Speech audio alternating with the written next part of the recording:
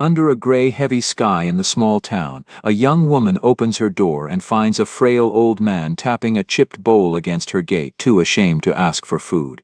Moved by pity, she feeds him every night, enduring the cruel whispers of her neighbors. What she doesn't know is that this beggar is the abandoned father of a billionaire. Then one day, a luxury SUV stops on the street. A man in an expensive suit steps out, and the moment he sees the old man holding that bowl, his entire world shatters. Before we continue, tell us what time it is and where you're watching from. Subscribe and hype, because tomorrow I've got something extra special for you. The town of Riverside Haven sat quiet under a gray November sky. The storefronts along Main Street wore peeling paint like old scars. Half the shops had gone dark years ago, their windows covered with plywood and faded for lease signs. Elena Brooks stood on the crooked porch of the small house she shared with her mother, wringing out a dishcloth over a bucket. She was 20 years old, with dark hair pulled back in a simple ponytail, and eyes that held more worry than any 20-year-old should carry. Inside, her mother coughed, that deep, rattling cough that had been getting worse all winter. Elena closed her eyes and squeezed the cloth tighter. "Elena, honey, did you remember to save some beans for tomorrow?" her mother called weakly. "Yes, Mama. Don't worry, they'd had beans for dinner, beans yesterday, beans the day before." She'd learned to make a single can stretch across 3 meals. Every crumb mattered, but even with so little, Elena couldn't walk past someone who had less. When old Mrs. Patterson couldn't afford her medicine, Elena had quietly slipped $20 under her door. When the Henderson kids showed up at school with empty lunchboxes, Elena packed extra sandwiches. Her mother worried. "You can't save the whole town, baby." Elena knew that, but she also knew what it felt like to be desperate. The afternoon light was fading when Elena heard it, a soft metallic tapping sound. Clang, clang. She turned toward the front gate. An old man stood there, bent almost double, one gnarled hand gripping the fence post for support. In his other hand, he held a dented tin bowl. He tapped it gently against the gate. Elena's breath caught. She knew this man. Everyone in Riverside Haven knew Samuel Hartman, but the Samuel she remembered from childhood had been different. Tall, strong, he'd had a workshop where he fixed things. She remembered being 6 years old, watching him repair her mother's music box. He'd smiled and said, "Nothing's too broken to fix, little one." The man at her gate looked nothing like that memory. This Samuel was shrunken, his shoulders curved inward, his jacket hung loose on a frame that had lost too much weight. His hands trembled as they held the bowl, but it was his eyes that broke Elena's heart, the same kind blue but now filled with shame. "Mr. Hartman." Elena's voice came out soft. He looked up, straightening slightly. "Evening, Miss Elena. I'm sorry to trouble you. I was wondering if you might have any..." He couldn't finish. Elena remembered other things now. Samuel at town picnics, always with a boy by his side. A young boy who'd called him Pa. Where was that boy now? "Mr. Hartman, please. Come on up. I've got soup on the stove." "Oh, I couldn't, you're not imposing, please." She took his arm gently, feeling how thin it was. "Come sit on the porch." Samuel let himself be led up the steps. When he settled into the rocking chair, he closed his eyes briefly, as if even sitting down brought relief. Elena hurried inside and ladled a full bowl of soup, more than half of what remained. She grabbed the last 2 pieces of cornbread and carried them outside. When Samuel saw the bowl, his eyes grew bright with moisture. "Miss Elena, this is too much." "It's not too much. Please eat." He picked up the spoon with shaking hands and brought it to his lips. The way he savored it made Elena want to cry. From the street she heard voices. 2 men walking by. "Well, look at that. Old Hartman's begging at the Brooks place now. Shame, ain't it? Man raises a boy like his own son. And where's that boy now? Living in some fancy penthouse in New York, I heard. Made himself a billionaire.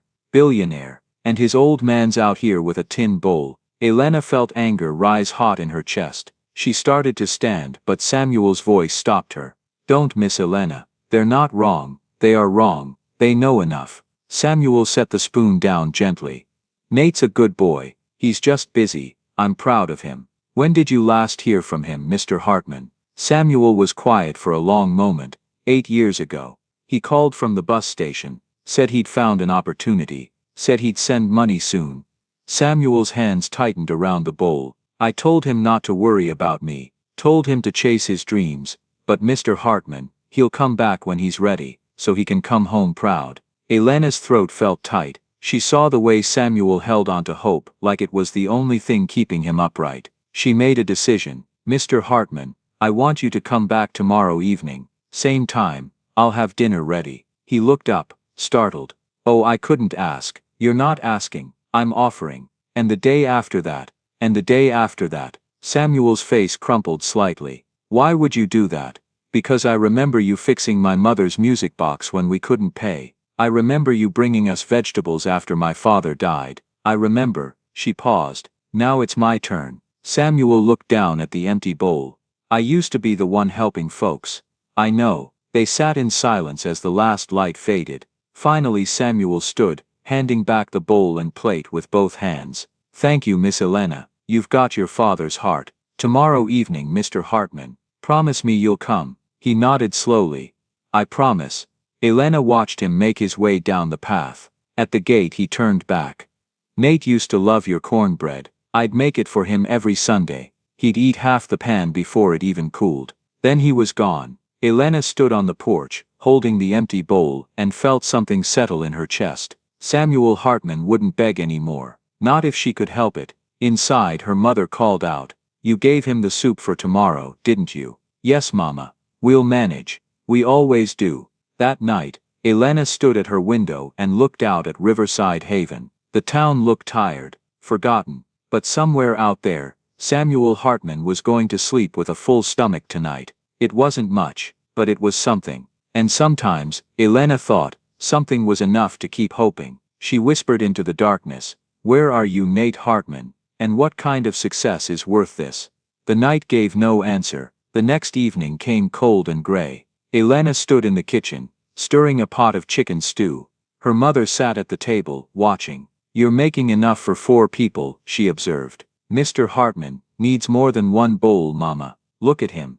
At exactly 6 o'clock, Elena heard the gentle tap of metal on wood. Samuel stood at the bottom of the porch steps, still holding that tin bowl. When he saw Elena, he started to raise it, then stopped himself, lowering it slowly. His face colored with embarrassment. Evening, Miss Elena. Evening, Mr. Hartman. Come on up. She handed him the bowl once he was settled. Steam rose from it, carrying the rich smell of chicken and vegetables. Samuel stared at it. Miss Elena, this is real food. Of course it's real food. Most folks, when they give anything at all, it's leftovers. Scraps. He looked up at her. You made this fresh. You made this with care. You deserve fresh food, Mr. Hartman. He ate slowly, savoring each bite. Between mouthfuls he would pause and close his eyes. My wife used to make stew like this, he said after a while. Margaret, Nate would come running in from the yard, all covered in dirt. Elena heard the shift in his voice from present to past. Your wife passed, 12 years ago. Cancer. Nate was just 10. That's when I officially adopted him. He smiled sadly. Hartman. Margaret chose that name, said it suited me. How did you meet Nate? Found him behind the dumpster at the general store, maybe 7 years old, skinny, scared. Nobody wanted him. Samuel's voice grew thick. Margaret and I couldn't have children. When I saw that boy, I knelt down and said, "Hey there, son, you hungry?" And he just nodded. He took another bite. I brought him home. Margaret took one look and started crying. Happy tears. We put him in the spare bedroom, and she said, "He's ours now." Did he want to be? Took him 3 days to talk to us, but one morning, he came to my workshop and said, "Can I help?" And I said, "Sure thing, son." And he said, "My name's Nate," and that was that. You gave him everything. We gave him love. When Margaret got sick, Nate was 13. He'd sit by her bed every night, reading to her. On her last day she squeezed his hand when he promised to make her proud. Samuel finished the stew. After she died, that boy threw himself into his studies. Straight A's, awards. He was trying to keep that promise. He must have loved you very much. I thought he did. Samuel's smile faltered. He was so smart, won every award. Teachers said he could do anything. I sold Margaret's piano to pay for his college applications. Got accepted with a full scholarship. When did he leave? 8 years ago. Packed one bag, kissed me on the cheek and said, "I'll make you proud, Pa." Samuel's voice dropped. That was the last time I saw him. 8 years no visits. One phone call, maybe 6 months after, said he'd found a job, said he'd send money soon. He looked at his hands. I told him not to worry. I had my workshop, but it closed 2 years ago. My hands, he held them up, showing the tremor, couldn't hold tools steady anymore. Elena felt anger rising. Mr. Hartman, have you tried to contact him? I don't know where he is. Heard he'd made it big. Someone saw him in a magazine. Samuel's voice held no bitterness. I'm proud of him. He did what I told him, made something of himself. At what cost? Sometimes children gotta leave to find themselves. He'll come back when he's ready. When he feels like he's accomplished enough. Samuel nodded. He's probably embarrassed about not staying in touch. When he's ready he'll come home. Elena wanted to scream, wanted to make him see that Nate wasn't coming back, but hope was all Samuel had left. Same time tomorrow, Mr. Hartman. Miss Elena, you don't have to. I know I don't have to, I want to. After Samuel left, Elena's mother spoke from the kitchen. He told you about Nate. Yes. And you're angry. Elena set the bowl in the sink harder than she meant. Shouldn't I be? Yes, but don't let Samuel see it. That anger is yours to carry, not his. That night, lying in bed, Elena couldn't stop thinking about Samuel's words. He'll come back when he's ready. What if he never gets ready? She thought. She made a silent promise. Samuel Hartman would not spend this winter hungry. Whatever it took, she'd learned what it meant to help people. And she'd learned from Samuel himself, from a man who'd fixed broken things because he cared. Nothing's too broken to fix, he'd told her. But as sleep found her, Elena wondered, what about a forgotten father? What about a heart that had been left behind? 3 weeks passed. November turned colder, frost coating Riverside Haven in thin ice. Every evening at 6 o'clock, Samuel climbed Elena's porch steps, and every evening, she had a meal waiting. Elena picked up extra shifts at the diner, started walking to work, cut her own hair, found 100 small ways to stretch every dollar, and every evening Samuel ate. He was still too thin,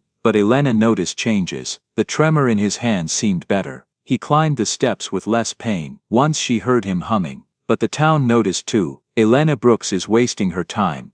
Mrs. Chen said loudly at the grocery store. Her family's barely scraping by. Charity starts at home. Mr. Peterson agreed. She should be taking care of her sick mother. Elena heard it everywhere, but she didn't stop. One evening, as Samuel ate beef stew, Elena asked a question that had been building inside her. Mr. Hartman, why did you sell the cow? He looked up, surprised. What's that? Your cow, the big brown one. You used to sell milk to everyone. What happened to her? Samuel set his spoon down slowly. Bessie, that was her name.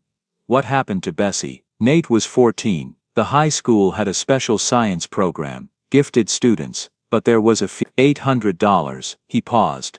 I didn't have it, but Bessie was worth about $1,000. You sold her to a farmer 3 towns over, came home with the cash. Nate asked where Bessie was. I said I'd found her a better home. Samuel picked up his spoon, but he was smart. I think he figured it out, stopped drinking milk for a while, and he left anyway. He left because I told him to. I said, Nate, you got a gift. Don't waste it on this dying town. Don't look back. He paused. I meant it. I wanted him to fly. But Mr. Hartman, what good is a cow compared to a boy's future? He met her eyes.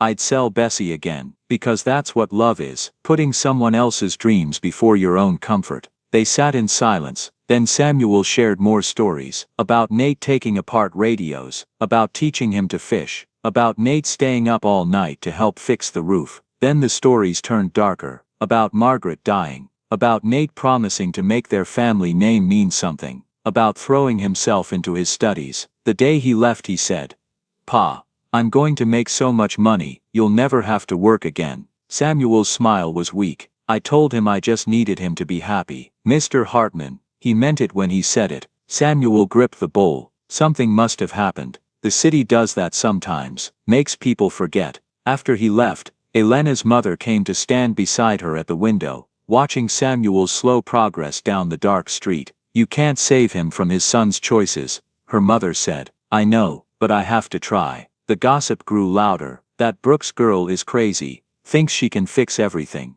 Her mother's sick, and she's wasting food. But Elena didn't stop. Every evening she cooked. Every evening Samuel came, and every evening he shared stories about the brilliant boy who'd promised to change the world, the boy who'd left and never came back. On a cold Friday evening, Samuel arrived with something besides the bowl, a photograph in a plastic bag. "I wanted to show you, this is Nate, graduation day." Elena took it carefully. A younger Samuel, still strong, standing beside a teenage boy in cap and gown. The boy Nate was grinning, one arm around Samuel's shoulders. Samuel was looking at Nate with pure love, pure pride. "He looks happy." He was. "This was the best day of my life."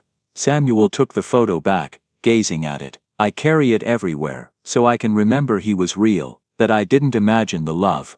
Elena had to turn away, hands shaking with anger, but Samuel was smiling. "I got more than most men ever get. I had Margaret, I had Nate, I had years of happiness. You deserve more than memories, maybe, but memories are better than nothing." He accepted the bowl of chicken and dumplings. "And now I got this, got you, got a reason to wake up tomorrow." "Mr. Hartman, if you could talk to Nate right now, what would you say?" He thought for a long moment. "I'd tell him I love him, I'd tell him I'm proud, I'd tell him he doesn't owe me anything." He paused. "And I'd tell him that at the end of the day, what matters is the people who loved you when you had nothing." "Would you tell him you're angry?" "No, because I'm not. I'm just sad. Sad that he doesn't know what he's missing." He shook his head. "Poor boy. He has everything and nothing all at once." Elena realized Samuel Hartman was a better man than she could ever hope to be, because if someone had done to her what Nate had done to him, she wouldn't forgive. She'd burn the whole world down. But Samuel just sat there, eating his dumplings, carrying his photograph close to his heart, loving a son who'd forgotten he existed. And Elena made another promise: if Nate Hartman ever showed his face in Riverside Haven, he would answer for this. He would see. 3,000 miles away, Nathaniel Hartman stood at a floor-to-ceiling window overlooking New York City, and felt absolutely nothing. The party behind him was in full swing. Over 200 people filled his penthouse. Everything was perfect. Everything was empty. Nate was 32 years old and worth $4.7 billion. Business magazines called him the Maverick. Wall Street called him the Golden Boy. None of them really knew him. A woman in a silver dress appeared at his elbow. "Rebecca something. An actress. This party is incredible." "Thanks." He smiled automatically, the smile he'd perfected over years. "You should come to the Hamptons next weekend." "I'll check my schedule." A hand clapped his shoulder. "Mason Lee, his business partner. Nate, we need to talk. Ethan's here." "Ethan who?" "Ethan Hale, the documentary director. Journey of Legends." Nate frowned. "I told you I wasn't interested." "You need to be interested. The Parker deal is shaky. We need good press." Mason guided him away. "Ethan wants to do an episode about your rise from nothing. The investors will eat it up. I don't want cameras. One weekend. Go back to your hometown. Show where you came from." Boom. Instant relatability. "My hometown is a dump." Even better. Mason was already pulling him across the room. "Just talk to Ethan." 5 minutes. Ethan Hale was thin 40s, expensive glasses, eager smile. "Mr. Hartman, thank you for meeting. I'm such an admirer." "Mason says you want to make a documentary." "Not just a documentary, a portrait. Your story is perfect. Orphaned, raised in poverty, fought to the top through determination." Nate felt something twist in his chest. "I wasn't exactly orphaned." "Well, close enough, right? Your adoptive father was just a simple craftsman. You had nothing. Look at you now." Ethan gestured around. "This is the American dream. What would this involve? We'd follow you for a weekend, interview you, but the real gold would be going back to Riverside Haven, showing where you came from, maybe talking to your father if he's still alive." The twist tightened. "My father, is he still living?" He's still there." "Perfect. Imagine the billionaire returns home. We could film you surprising him, maybe bringing a gift. The emotional impact would be huge." Mason jumped in. "The Parker board thinks you're too cold. This would show them you're human." "I am human." "Yay. But they don't see it." Mason looked at him seriously. "This is an easy win. One weekend." Nate looked between them, both looking at him like he was a commodity. "When would we do this?" "Next weekend. I've got a crew on standby." 8 years. Nate hadn't been back to Riverside Haven in 8 years. He'd sent money once, a check for $5,000, but it had come back uncashed with a note. "Save your money, son. I'm fine. and Nate had believed him, or wanted to, or needed to. Fine, next weekend. Ethan practically squealed. Fantastic. Nate stopped listening. Somewhere out there 3,000 miles away, Samuel was probably asleep. Does he think about me? Nate wondered. The party swirled around him. The string quartet played something new. You okay? Mason asked. Yay. Fine. You don't have to do this. It's fine. It's one weekend. I'll go home, see the old man, let Ethan get his footage, then everything goes back to normal. Will it? Mason was watching carefully. Go back to normal. Why wouldn't it? Mason didn't answer. He just patted Nate's shoulder and walked away. Nate stood alone by the window, surrounded by 200 people, and felt the vast emptiness of his success pressing down. He thought about Samuel, tried to picture him, but all he could remember was the man from 8 years ago, strong, capable, smiling. So Nate hadn't looked back, and now he was going home. The party went on until 3 a.m. When everyone left, Nate stood in his empty penthouse and felt more alone than ever. He pulled out his phone. His thumb hovered over the search bar. He could look up Riverside Haven, could call ahead, but he didn't. Ethan wanted authentic emotion, wanted a genuine reaction. Fine, he'd give them genuine. He'd go home. The limousine pulled into Riverside Haven on a cold Saturday afternoon, followed by 2 production vans. The crew looked at the rundown town like it was a movie set. Perfect, Ethan said. Real small-town America. Authentic struggle. Nate looked out at the town he'd left behind. It looked smaller, sadder. Half the stores were boarded up. Is this where you grew up? Sarah, a camera operator, sounded disbelieving. Yay. And now you live in a $50 million penthouse. Yeah, the assistant read from a tablet. Your father still lives at 143 Maple Street. I know where he lives. I grew up there. The limousine turned onto Maple Street, and Nate felt his chest tighten. He knew these houses, these sidewalks. Pull over here, Ethan instructed. We'll set up. They pulled over 3 houses away from 143. Nate stayed in the car, staring at the house. It looked worse. The porch sagged. The paint was gone. One shutter hung at an angle. The yard was overgrown. What happened? Mr. Hartman. Ethan tapped the window. We're ready whenever you are. Nate got out. The cold air hit him immediately. A small crowd had gathered. He heard whispers. Is that Nate Hartman? Can't be. He's too fancy now. It is him. Look at that suit. Ethan gave instructions. Nate walked naturally toward the house. Don't look at the camera. Let the emotions come naturally. One take, Nate said flatly. I'm not performing. Of course, even better, raw and genuine. Nate started walking. The street felt longer than it used to. He passed Mrs. Chen's house. She stood on her porch, arms crossed, watching with hard eyes. And then he was in front of 143 Maple Street. He started up the walkway, and that's when he heard it. Clang, clang, clang, metal on metal, coming from nearby. Nate stopped, turning toward the sound. The cameras kept rolling. Clang, clang, clang. It was coming from a house across the street. Nate turned fully now. Something told him to look. A figure stood on that porch. An old man, bent, thin, holding something. The old man was tapping a metal bowl against a railing, gently, apologetically. A young woman came out with a bowl of steaming food. The old man took it with shaking hands. Something about the scene froze Nate. Something about the old man's posture, the way he held himself. No, Nate started walking again. Not toward Samuel's house, toward the other porch, toward the old man. Nate, Ethan called. Where are you going? Nate didn't answer. He crossed the street. The crew scrambled to follow. He got closer. The old man looked up, and Nate's world stopped. Samuel. But not Samuel. Not the strong man who'd waved goodbye 8 years ago. This Samuel was a ghost. Hollow face, sunken eyes, trembling hands gripping the bowl, clothes hanging on a frame that had lost half its weight. And he was begging. Samuel. Nate's voice came out broken. Pa. Samuel's head snapped up. The bowl nearly fell. Nate. The young woman stood quickly, positioning herself in front of Samuel, protective. She looked at Nate with hostility. You, she said coldly. You're Nathaniel Hartman. Yes, I didn't. Nate couldn't form sentences. He stared at Samuel, at the bowl, at the broken man. The crowd was growing. That's Nate Hartman. That's Samuel's boy. The billionaire. He came back. Samuel was just staring, mouth opening and closing. Nate took a step forward. Pa. Why?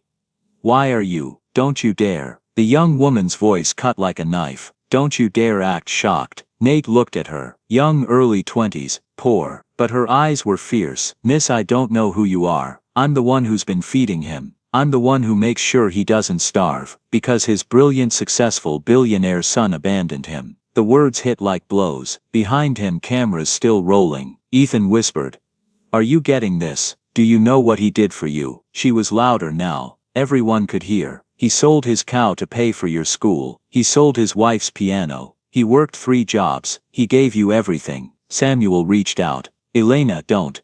No, he needs to hear this. She turned back to Nate. Your father went hungry so you could eat. He destroyed his health so you could have a future. And you left him here. You let him starve. You let him walk door to door with a bowl begging for scraps. The crowd murmured, angry, disgusted. $4 billion and his father's begging. That's evil. Nate tried to speak. I didn't know. I thought he was okay. When? Elena demanded. When did you send money? Once, 8 years ago, and then you forgot. Too busy counting billions to make one phone call. I thought he told me not to worry.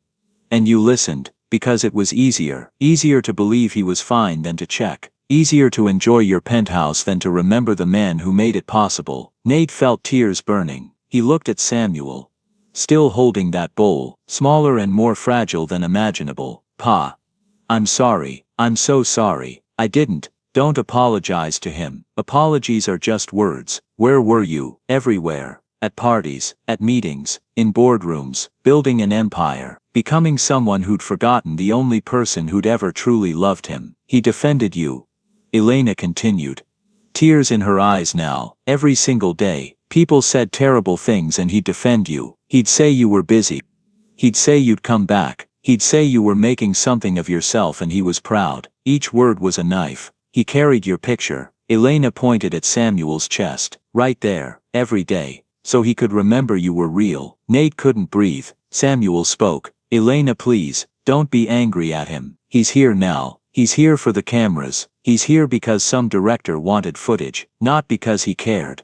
That's not. Nate started, but he didn't know if it was true. Why was he here? For the documentary. For the Parker deal. Not for Samuel. Never for Samuel. Samuel set the bowl down with shaking hands. He straightened as much as he could. He looked at Nate with kind, loving eyes. Nate.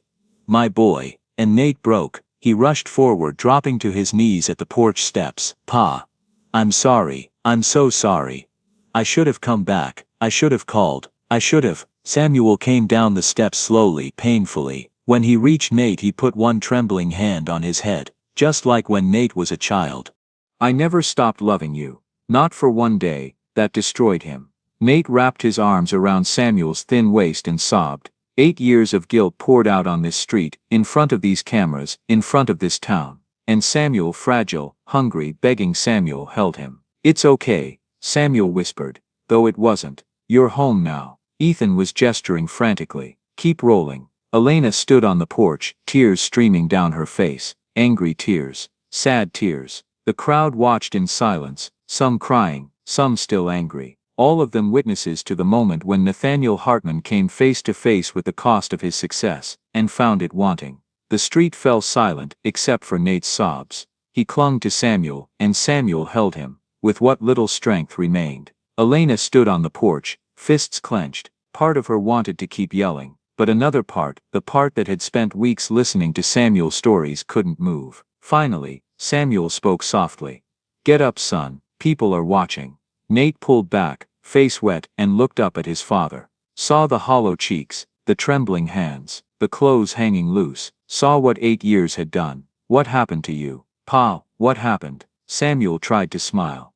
I got old, that's all. No, this isn't just age. He's starving. Elena's voice cut through. He's starving because he has no money. No income. Nothing. Nate turned to her. I sent money. 8 years ago, $5,000. Once. You sent money once. And when he sent it back because he was too proud, did you send it again? Did you call? Did you do anything except tell yourself everything was fine? More people had gathered. Mrs. Chen spoke up, voice hard. He's been begging for 6 months. Going door to door like a dog. And most folks turned him away, Mr. Peterson added. Told him to ask his rich son.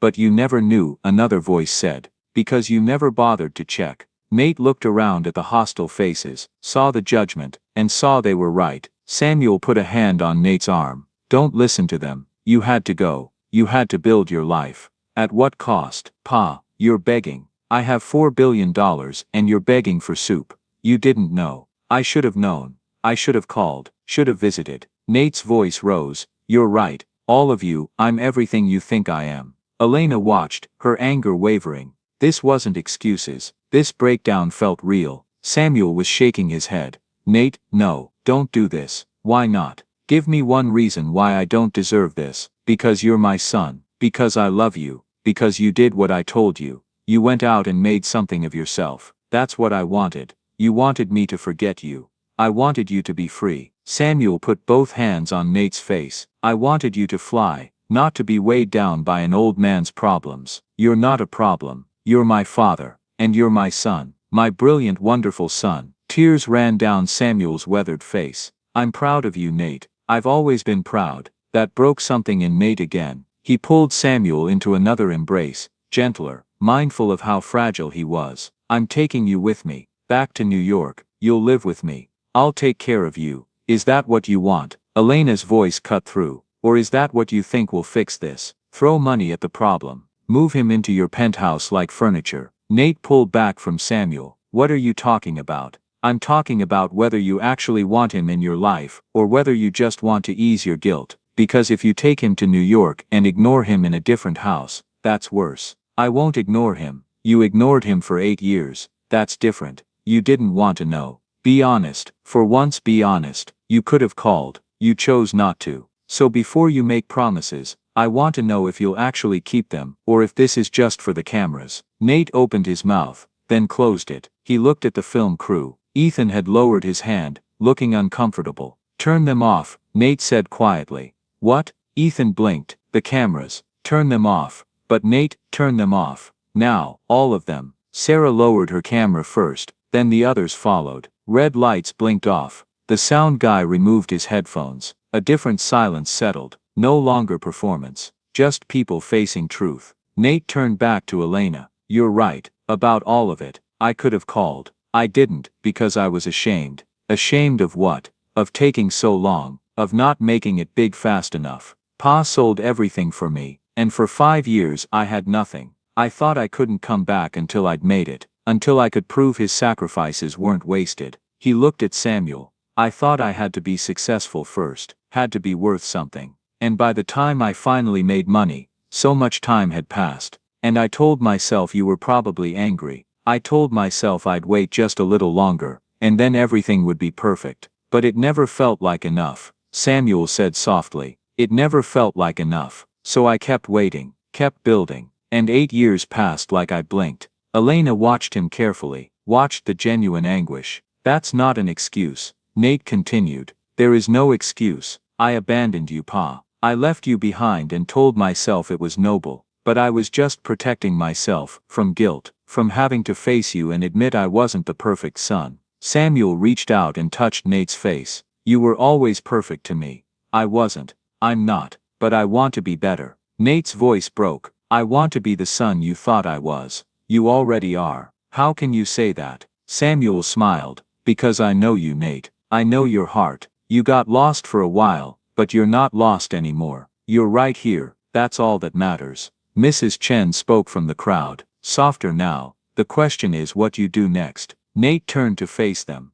I know I can't undo the past, but I'm asking for a chance to make this right. Words are cheap, Mr. Peterson said, less hostile. Let's see if your actions match. Nate nodded. Pa, I'm not forcing you to come to New York, but I'm staying, right here, for as long as it takes. Staying. Samuel looked confused. But your work, my work can wait. For the first time in 8 years my work can wait. I'm staying in Riverside Haven, until we figure this out together. Until I prove you matter more than money. Samuel's face transformed. Hope flickered in his eyes. You mean it? I mean it. I swear on Mom's memory. I'm not leaving you again. Samuel's legs seemed to buckle. Nate caught him immediately. Elena rushing forward to help. Between them they helped Samuel up the steps and into the rocking chair. Elena ran inside and came back with the bowl of soup. finish this. You need to eat. Samuel took the bowl with shaking hands, and Nate knelt beside the chair, one hand on his father's knee. The billionaire kneeling at his father's feet.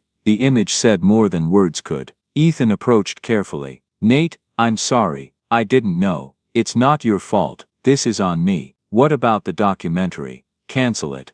Are you sure? What we captured is powerful. I said, cancel it. This isn't content. This is my life. His life. I'm not turning our pain into entertainment. Ethan nodded. Understood. I'll delete everything. The crowd began dispersing. Some still looked angry, others thoughtful. A few were crying. They'd witnessed something raw and true. Elena stood on the porch, arms crossed, watching Nate kneel beside Samuel. She didn't trust him yet, but she wanted to. She wanted to believe people could change. Samuel finished the soup. He looked tired, but there was something new in his face. Peace, relief. I'm glad you came back, he said to Nate. I've missed you, son. I've missed you too, Pa. Every day. Elena cleared her throat. He needs rest. Real rest. Nate stood. Where does he live? Our old house looks empty. I lost it, Samuel said quietly. Couldn't pay taxes. Bank took it 2 years ago. Nate's face went pale. Where have you been living?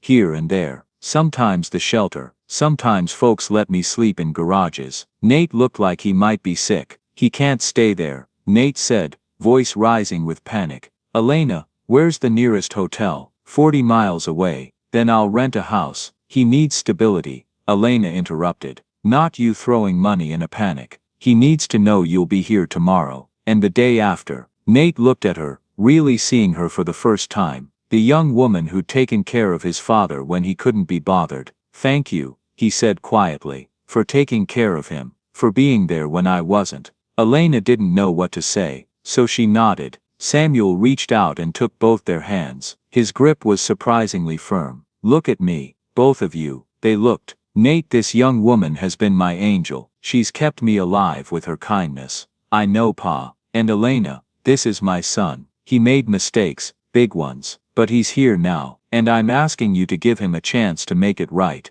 Elena looked at Nate, saw the tear-stained face, the genuine remorse, the fear that maybe it was too late. She thought about the story Samuel had told, about the little boy who'd helped fix radios, who'd read to his dying mother. That boy was still in there somewhere. Okay, she said finally. One chance. Thank you. Don't thank me yet. Thank me when you've proven you deserve it. The sun was setting, painting Riverside Haven in orange and gold. The production crew packed up their equipment. Nate helped Samuel stand. Come on, Pa. Let's find somewhere warm for tonight. There's a motel on Route 7, Elena offered. Mrs. Rodriguez runs it. She'll take care of you. Will you come with us? Samuel asked. Please, I want you there. Elena started to refuse, but something in Samuel's eyes stopped her. He needed her there, the stability she represented. Okay, I'll come. The three of them walked slowly toward the limousine, Samuel in the middle leaning on both of them. Behind them, Elena's mother appeared on the porch, raising one hand in a small wave. Elena waved back. As they reached the car, Nate helped Samuel into the back seat, being so gentle it made Elena's chest ache. Then he turned to her. I don't know how to fix this. I don't know where to start. You start by being here. You show up, every day. You rebuild trust one moment at a time. What if it's too late? Then you live with that. But at least you'll know you tried. Nate nodded slowly. Then he pulled out his wallet and handed her a credit card. What's this? For the food you've been buying him. And for your mother's medical bills. Elena tried to push it back. I don't want your money. It's not charity. It's a debt. You took care of my father when I should have been here. Elena looked at the card, thought about her mother's coughing. The unpaid bills. Pride warred with practicality. Practicality won. Okay, but this doesn't make us even. Money doesn't fix abandonment. I know, but it's a start.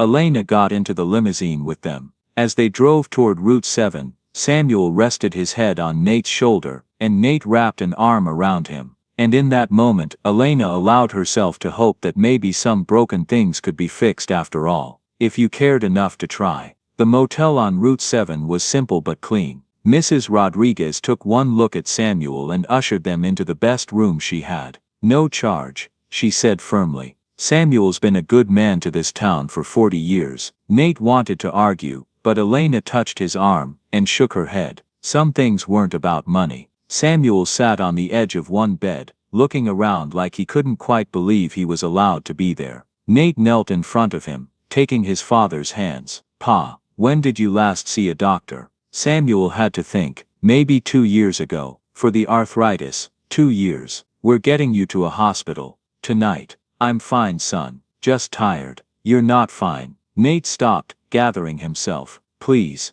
let me take you to a doctor." Samuel looked at Elena, who nodded. "It's a good idea, Mr. Hartman." "All right, if it'll make you feel better." Nate immediately pulled out his phone, searching for the nearest emergency room, calling for the limousine. Elena watched him move with aggressive efficiency, but now it was directed at something that actually mattered. "Mrs. Rodriguez brought soup. Eat before you go anywhere." Samuel's eyes fixed on the food with desperate hunger. It broke Elena's heart every time. While Samuel ate, Nate stood by the window, phone pressed to his ear. Elena could hear pieces. "I don't care what time it is, Mason. Cancel everything." "No, I'm not coming back tomorrow. The Parker deal can wait, because my father is more important than $4 billion.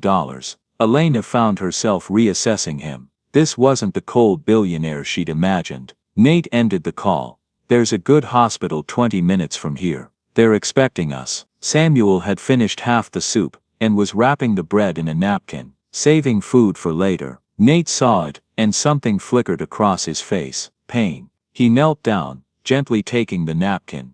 "Pa, you don't have to save it. There's more. There's always going to be more. I promise." His voice cracked. "You're never going hungry again. Never. Do you understand?" Samuel nodded, but Elena saw the doubt. "When you've been hungry long enough, promises stop meaning anything." At the hospital things moved quickly. Within minutes, Samuel was in an examination room with doctors conducting tests. Nate tried to stay, but a nurse guided him to the waiting room. "Let us work." So Nate and Elena sat in the fluorescent-lit waiting room. They sat in silence for a long time. Finally Elena spoke. "Why did you really come back?" Nate looked at her. "I told you, the documentary." "No, I mean today." "Why today?" Nate was quiet. "Because I was running out of excuses." Mason kept pushing, and I realized I couldn't say no without admitting why I didn't want to come back. So I told myself it would be fine. Told myself Pa would be proud.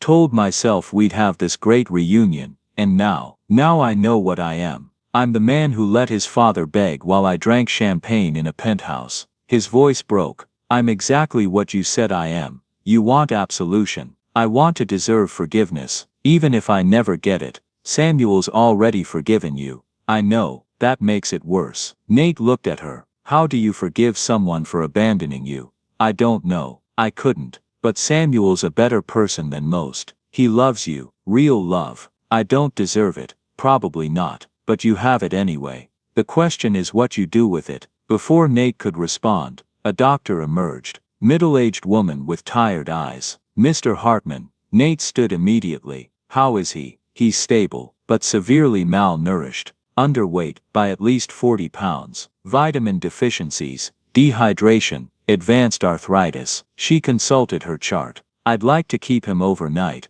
Long term, he needs regular meals, medical care, probably physical therapy. Whatever he needs, cost doesn't matter." The doctor smiled slightly. "He's asking for both of you." They followed her to a private room. Samuel lay in a hospital bed, looking impossibly small against white sheets. An IV ran into his arm. Monitors beeped quietly, but he was smiling. "All this fuss," he said weakly. "They're treating me like I'm important." "You are important," Nate said immediately. "You're the most important person in my life. Don't let your business partners hear you say that." "I don't care about business partners. I don't care about deals. I don't care about any of it anymore. Now son, don't be dramatic. I worked hard for the wrong things. I built an empire, and lost my soul. I became someone you wouldn't recognize." Samuel squeezed his hand weakly. "You're still my Nate. I can see him in there."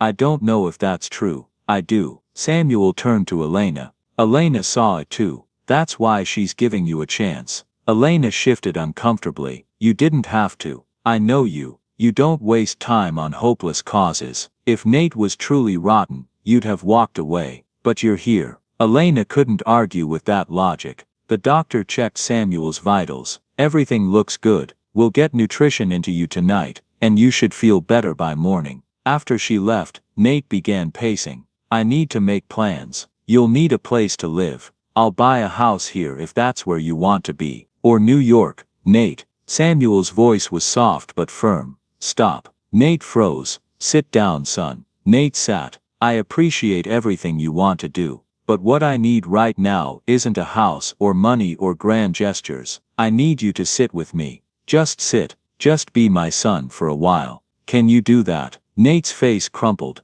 Yeah, Pa, I can do that. So they sat together in the quiet hospital room. Nate held Samuel's hand, while the old man drifted in and out of sleep. Around midnight, Samuel woke briefly. Do you remember the radio? Which radio, Pa? The first one I taught you to fix. You were 8. Mrs. Chen's kitchen radio. A smile ghosted across Nate's face. You told me every broken thing is just a puzzle waiting to be solved. And you believed me. You took that radio apart and put it back together perfectly. I was so proud. You had magic in your hands, son. Nate's voice was thick. I don't know if that's true anymore. It is. You just forgot for a while. But you're remembering now. Within moments, Samuel was asleep again. But Nate stayed, holding his father's hand, tears running silently. Elena stood. I should go. Let you have time with him. Wait. Nate looked up. How do I do this? How do I make up for 8 years? You can't. You can't undo the past. You can only build a better future, one day at a time. What if I fail? What if I hurt him again? Then you get up and try harder. Samuel doesn't need you to be perfect. He just needs you to be present. Nate looked at his sleeping father, at the IV, at the monitors tracking his weak but steady heartbeat. Yes, Nate said quietly, I can do that. Elena nodded. Then that's where you start. She left them alone and walked out into the cold night. The limousine driver offered to take her home, but she declined. She needed to walk. She thought about Samuel's face when he'd seen Nate, the immediate joy, the instant forgiveness. She thought about Nate's breakdown, his genuine remorse. At least they had this, had the chance to rebuild, had tomorrow. When Elena made it home, her mother was still awake. How is he? Her mother asked, malnourished, exhausted, but alive. The son came back. Do you believe he'll stay? I don't know. I want to. Sometimes that's enough. Sometimes all we get is moments. Elena thought about moments, about Nate kneeling at Samuel's feet, about him holding his father and crying, about him promising to be better. Maybe moments were enough, or maybe they were just the beginning. Back at the hospital, Nate sat in the dark room, listening to his father breathe. Regular, steady, alive. He pulled out his phone. 14 messages from Mason, 8 from various associates, all wanting something. He put the phone on silent. Tomorrow he'd deal with business. Tomorrow he'd figure out logistics. Tomorrow he'd start building the life Samuel deserved. But tonight, he just sat with his father and kept watch, just like Samuel had done for him all those years ago. Love, Nate realized, was just showing up, being present, choosing someone over and over. He'd forgotten that for 8 years, but he was remembering now, and he wasn't going to forget again. Sunday morning arrived, cold and bright. Nate woke stiff in the hospital chair, his hand still holding Samuel's. A nurse came in quietly to check vitals. Good morning. He's better. The IV fluids are helping. He should be able to go home this afternoon. After she left, Nate stepped into the hallway and checked his phone. 23 new messages. He scrolled through, deleting most, until one name caught his eye. Mason Lee. We need to talk. I'm at the motel now. Nate frowned. Mason had come to Riverside Haven. He checked on Samuel still sleeping peacefully, and left a note with the nurse. Then he headed to the motel. Mason was waiting in the parking lot, looking uncomfortable in his expensive suit. You came all the way here? Nate asked. We have a problem. A big one. The Parker deal. Worse. Mason gestured toward the motel. Can we talk inside? They got a key from Mrs. Rodriguez and took an empty room. Mason sat on the bed while Nate stood by the window. All right, what's the crisis? Mason pulled out his phone, showing Nate a news headline. Billionaire's father found begging, A story of abandoned success. Nate felt his stomach drop. How did Ethan's crew? Someone leaked the footage before he could delete it. Mason scrolled through more headlines. It's everywhere. There are clips of your father on that porch. Clips of you crying.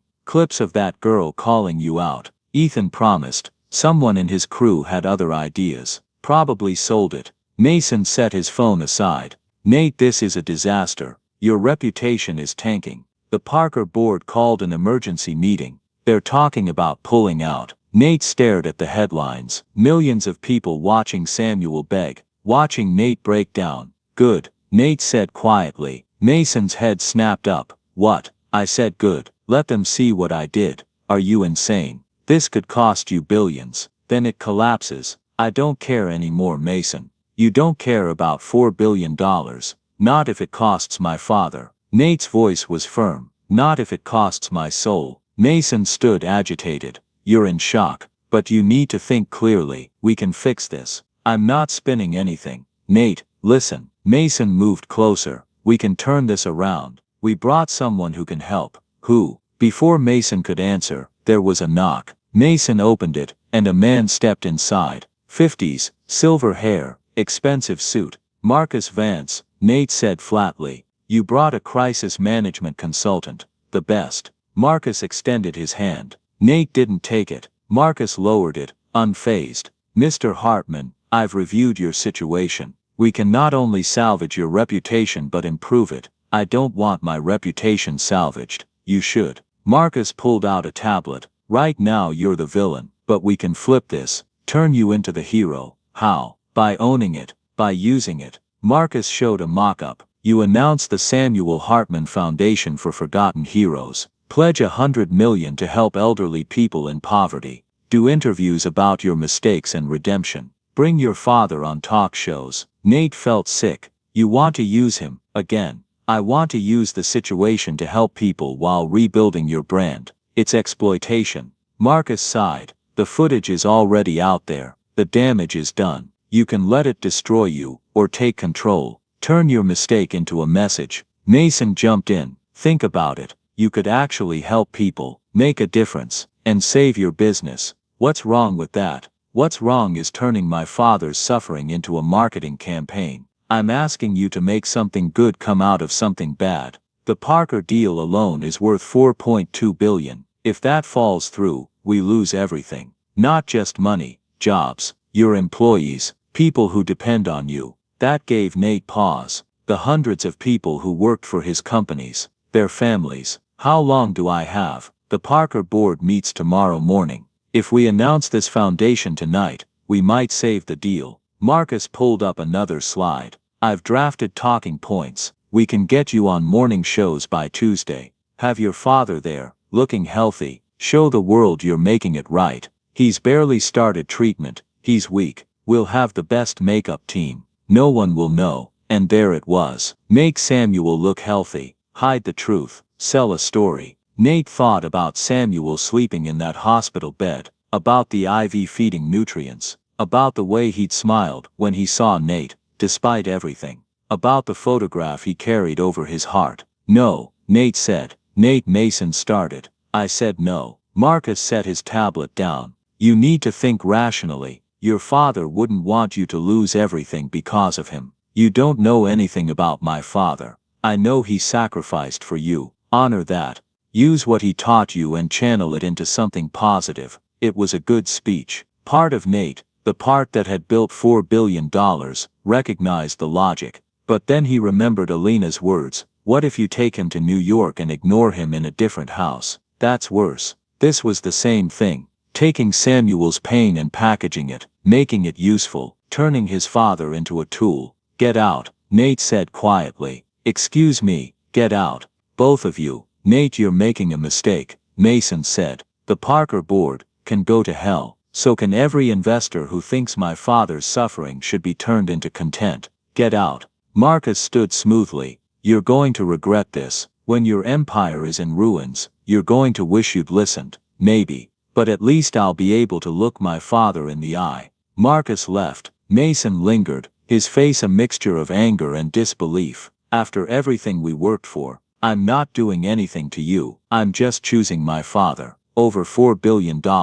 Over everything. Because that's what love is. My father taught me that. I just forgot for a while. Mason shook his head. You've changed. Good. The person I was yesterday would have said yes, would have put my father on TV, and I would have hated myself forever. And now I'm going back to the hospital. Tomorrow when he's strong enough, I'm taking him home. Here, to Riverside Haven, and I'm staying. For how long? As long as it takes. Mason stared at him, then his expression softened slightly. Maybe you're not as far gone as I thought. But don't come crying when you're broke. I won't be broke. Even if I lose the Parker deal, I'll still have more money than I could spend in 10 lifetimes. But more importantly, I'll have my father. After Mason left, Nate sat alone. He pulled out his phone and looked at the leaked footage everywhere online. Samuel, thin and trembling. Elena, fierce and protective. Nate himself, broken and crying. The comments were brutal. Thousands calling him every name. Some said he should be in jail. Others said he deserved to lose everything. He could fix this. Marcus was right. $100 million foundation. Carefully crafted interviews. He could turn himself back into a hero. But it would all be a lie. Another transaction. Nate deleted the articles without reading more. He didn't need the world's forgiveness. He needed his father's peace. He walked back to the hospital as the sun climbed higher. When he entered Samuel's room, he found Elena already there. She looked up. Your father's awake. The doctor says he can leave this afternoon. Samuel was indeed awake, looking more alert. Nate, where did you go? Just handling some business, Pa. Nothing important. Elena studied his face. What happened? Nate glanced at her, then Samuel. Mason came with a crisis management consultant. They wanted me to turn this into a publicity campaign, set up a foundation, do interviews, use you to rehabilitate my image. Samuel's face fell. And you said yes. No, Pa. I said no, but your business doesn't matter. You matter. And I'm not turning you into a prop. Not for money. Not for reputation. Not for anything. Elena was watching carefully. Even though it might cost you billions, even though, Nate looked at her, you were right yesterday. I needed someone to hold a mirror up and I don't like what I saw, so I'm changing. Starting now. Samuel reached out and took Nate's hand. Your mother would be proud of you right now. Those words hit harder than any warnings. Nate felt tears sting his eyes. You think so, I know so. Margaret always said true success isn't what you gain, it's what you're willing to give up for the people you love. You just gave up billions for me. Elena stood. I should go. Wait, Nate said. I need to say something to you too. Thank you. Not just for feeding my father, but for not giving up on me. You could have. But you gave me a chance, and I'm going to spend the rest of my life proving I deserve it. Elena's expression softened. Just take care of him. That's all the proof I need. After she left, Nate spent the rest of the morning with Samuel. They talked about small things. The food, the nurses, the view. Nothing deep, just father and son,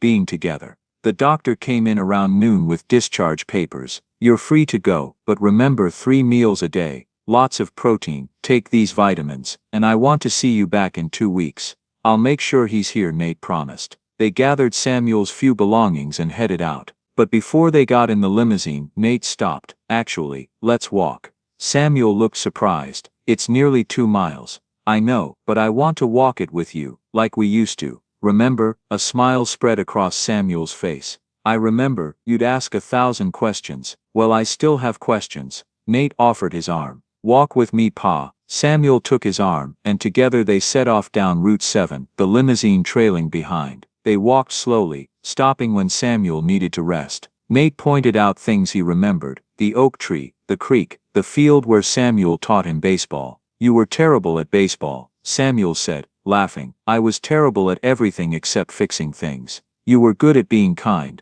at seeing people. That's what mattered most. I lost my heart somewhere. No, son, you just misplaced it. But you're finding it again. They walked in silence for a while. Then Samuel asked, what are you going to do about your business?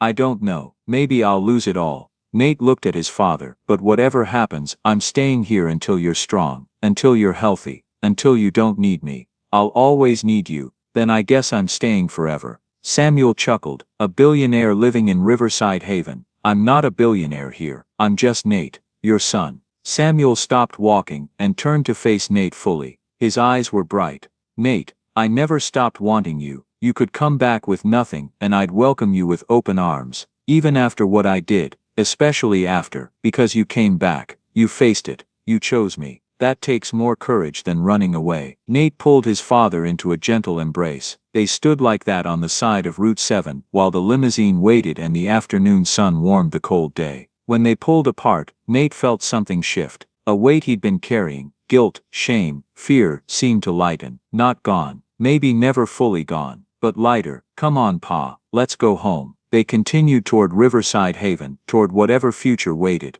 Behind them the limousine followed, but Nate knew he'd send it back to New York soon. He wouldn't need it anymore. He had everything that mattered right here. By Monday morning, Riverside Haven was buzzing. The leaked footage had gone viral. Millions of views, endless news coverage. Reporters had started showing up looking for Samuel, looking for Nate, looking for the story. Elena answered her door to find 3 camera crews on her street. Miss Brooks, can you comment on Nathaniel Hartman's treatment of his father? She closed the door without answering and called Nate immediately. He picked up on the first ring. I know, they're everywhere. But Elena, Ethan Hale called. He's horrified about the leak. He has an idea. Can you meet at the motel in an hour? Nate, if this is another scheme, it's not. I promise. Trust me. One more time. Elena agreed reluctantly. An hour later she arrived at the motel restaurant to find Nate, Samuel and Ethan sitting together. Samuel looked better, color in his cheeks, steadier hands. Ethan stood when she entered.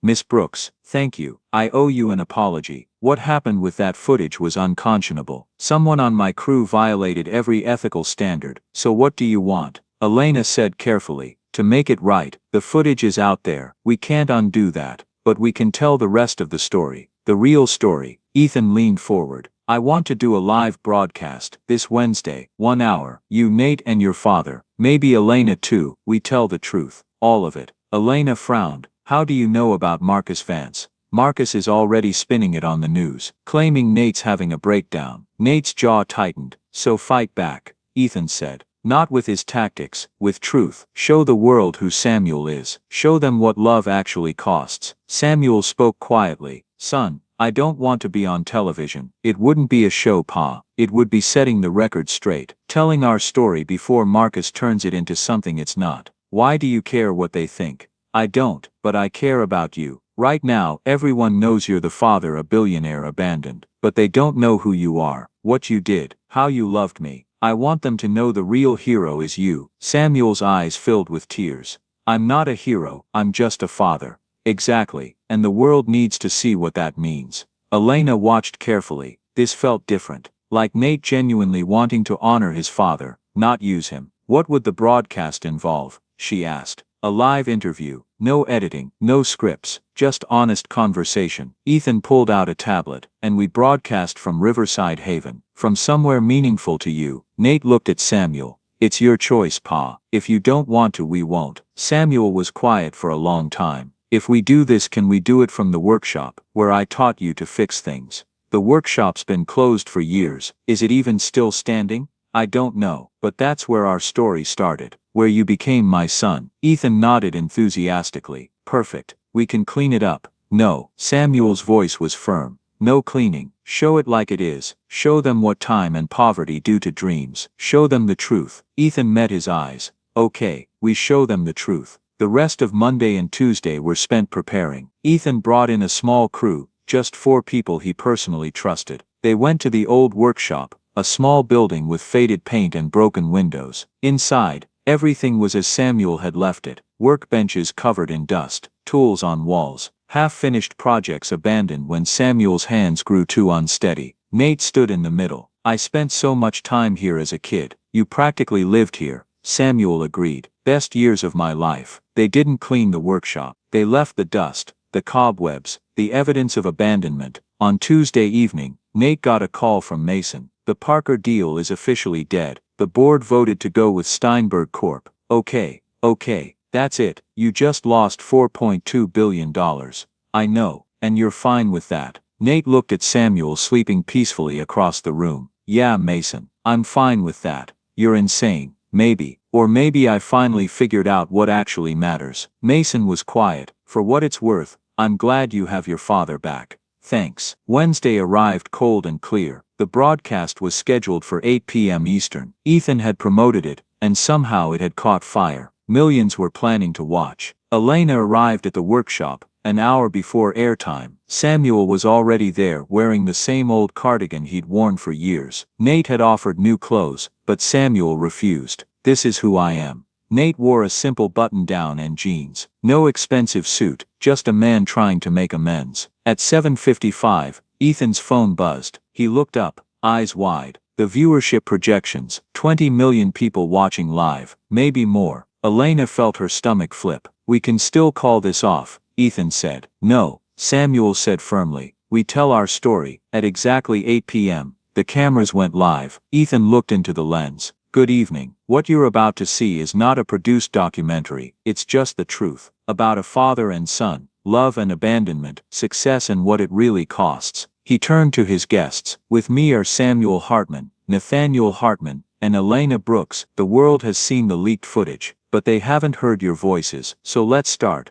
Nate, why did you leave? And Nate began to talk. He talked about being 20 and desperate to make Samuel proud, about feeling the weight of every sacrifice, about going to the city with dreams of quick success. But success didn't come quick. I struggled for years, and every day I struggled, I felt like I was failing Pat. So you stopped calling, Ethan prompted. I stopped calling because I was ashamed, because I couldn't face him until I'd made it. But you were always worth something to me, Samuel interjected. You didn't have to be successful, you just had to be you. Ethan turned to Samuel. Tell us about raising Nate, about what you sacrificed. And Samuel told the story, about finding a 7-year-old behind a dumpster, about choosing to love him, about selling the cow, the piano, the radio, about working until his body broke. I never thought of it as sacrifice, I thought of it as love. That's what love is, giving everything and not keeping score. But Nate disappeared for 8 years. How did that feel? Samuel was quiet. It felt like losing him twice. Once when his mother died, once when he left. But I never stopped hoping. He touched his chest. I carried his picture right here so I could remember he loved me once. Tears were streaming down Nate's face. He didn't hide them. Mr. Hartman, Ethan asked, when did you start begging?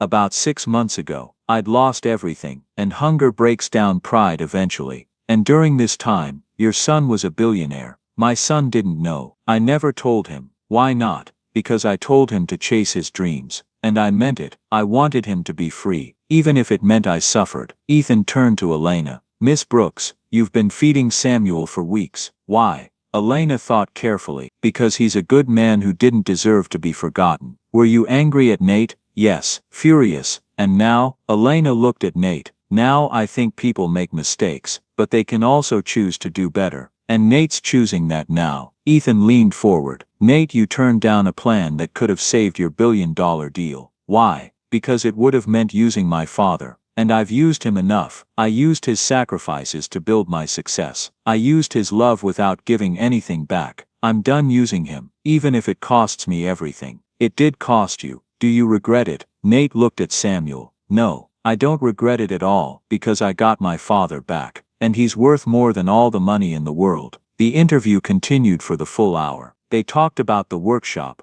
about Margaret, about the lessons Samuel taught. They talked about the moment on the porch, about the choice to stay, to rebuild, to start again. And through it all they were honest, painfully, beautifully honest. When the broadcast ended, Ethan looked into the camera one last time. You've just watched a story about failure and forgiveness, about what we lose when we chase success at any cost, and about what we gain when we finally choose love over everything else. Thank you for watching. The cameras went dark. For a moment everyone sat in silence. Then Samuel reached over and took Nate's hand. You did good, son. Your mother would be so proud. Nate couldn't speak. He just held his father's hand and cried. Outside, Elena heard her phone buzzing. Hundreds of notifications flooding in. You need to see this, she told Nate. He scrolled through comments. This is what real success looks like. I just called my dad. Thank you. Crying. This is beautiful. Forget billions. This man chose love. The responses kept coming. Thousands. Millions. Ethan's phone rang. He answered, listened,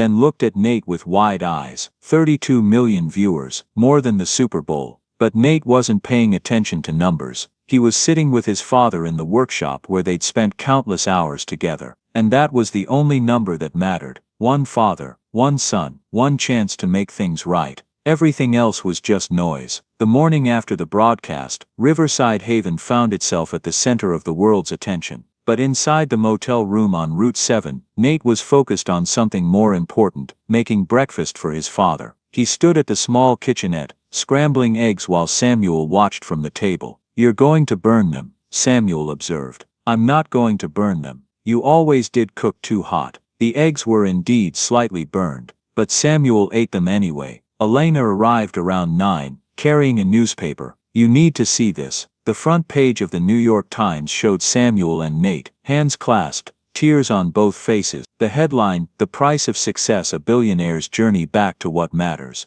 "They're calling it the most watched broadcast of the year," Elena said. "People are talking about it everywhere." Nate's phone had been ringing constantly. One name kept appearing, Mason Lee. Finally he answered. "Mason, Nate, I just watched the broadcast, and I owe you an apology. I called you insane. But you were right." Mason's voice was quieter than Nate had ever heard. "I've been thinking about my own father. We haven't spoken in 3 years, because of some stupid argument, and I realized I'm becoming you. The old you. It's not too late to change that." "I know. I'm calling him today." Mason paused. "What you did took real courage." "Thanks, Mason. Also about 100 companies want to work with you now. Something about authentic values." Nate smiled tiredly. "I'm not taking those calls. I figured. Take care of your dad." Throughout the morning more calls came. Producers, publishers, charities, everyone wanting a piece of the story. Nate declined them all. Around noon there was a knock. Mrs. Chen stood there, holding a knitted blanket. "I came to apologize. I said terrible things when you were struggling.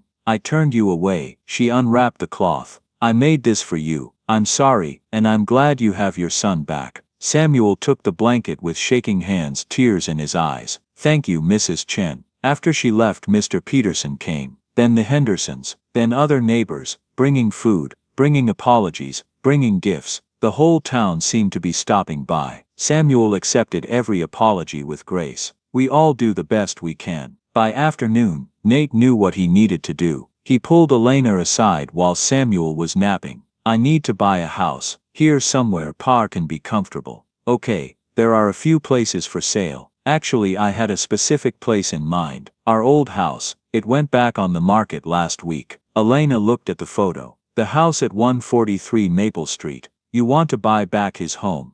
"I want to give it back to him. Fix it up. Give him the life he deserves." "That's going to take time. I have both now. Will you help me? You know what he needs better than I do." Elena thought about it. About how much had changed. About how Nate had proven himself, over and over. "Okay, I'll help." They spent the next week making it happen. Nate bought the house, paid cash, closed in 3 days. Then he hired local contractors. But he didn't just throw money around. He worked alongside them, learning how to fix the porch, repair the roof, restore the home. Samuel wasn't supposed to know. But on the 5th day, Samuel appeared at the house, staring at his old home being restored, tears streaming. Nate came down from the roof. "Pa, you weren't supposed to see this yet. You're fixing my house. I'm fixing our house. It's going to be your home again." Samuel walked slowly up the path. The same path Nate had walked that day he returned. But now it was being repaired. Samuel climbed the porch, running his hand along the new railing.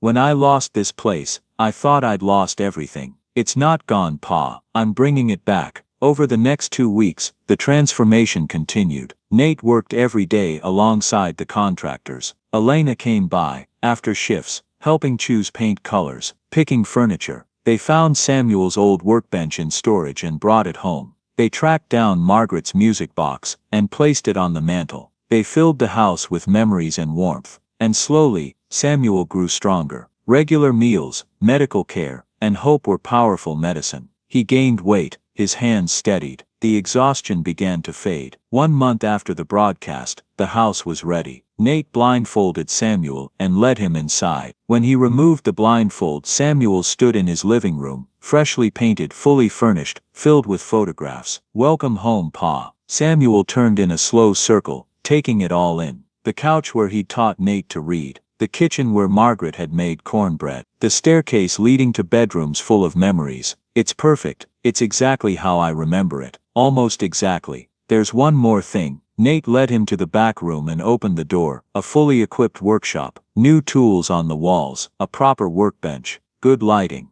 Your hands are getting steadier. Doctor says with physical therapy, you might be able to work again. I thought maybe we could fix things together, like we used to. Samuel ran his hand over the workbench, eyes wet. I'd like that very much. That night, they had dinner at the big kitchen table. Samuel, Nate, Elena and her mother. Real family dinner with food and laughter and stories. Samuel sat at the head, where he belonged, no longer a beggar but a beloved father. After dinner, Samuel pulled Elena aside. Thank you, for saving my life, for believing in him when I couldn't, for being family. You're welcome, Mr. Hartman, but I think you saved yourself by never giving up on love. After they left, Nate and Samuel sat on the porch, the same porch where Samuel had once stood begging. But now it was strong and repaired, and home. Son, I need to tell you something. What is it, Pa? I'm proud of you. Not for the billions, not for the success, but for this. For choosing love, for coming back, for fixing what was broken. That takes more strength than building an empire ever could. Nate leaned his head on his father's shoulder. I learned it from you, Pa. They sat like that as the stars came out, father and son together again, with all the time in the world ahead. Inside the house, Margaret's music box sat beside Nate's graduation photo. The beggar's bowl was gone. The trembling hands were steady. Everything broken had been repaired. Not perfectly, some scars remained, but they were healing, together, and in the end, that was what mattered. Not the billions, not the success, not the empire, just love, just family, just the simple choice to show up for the people who matter. Day after day, Nate looked at his father in the porch light, and realized he was finally rich. Not in money, but in what actually counted. He had his father's forgiveness, his father's love, his father's presence. He had come home, and home was worth more than all the wealth in the world. The night was quiet, except for their breathing, synchronized after years apart. Samuel's hand found Nate's and held it tight. Don't ever leave me again, Samuel said softly. Never, Pa. I promise. I'm staying right here. And this time Nate meant it. This time he'd keep his promise, because he'd finally learned what his father had tried to teach him all along. That love isn't something you do when it's convenient. It's something you do when it's hard, when it costs everything. When the whole world pulls you away, that's when love matters most. That's when it becomes real. And sitting on that porch with his father, in the town he'd left behind, having lost billions, but gained everything, Nate understood at last. He was home, and he was never leaving again.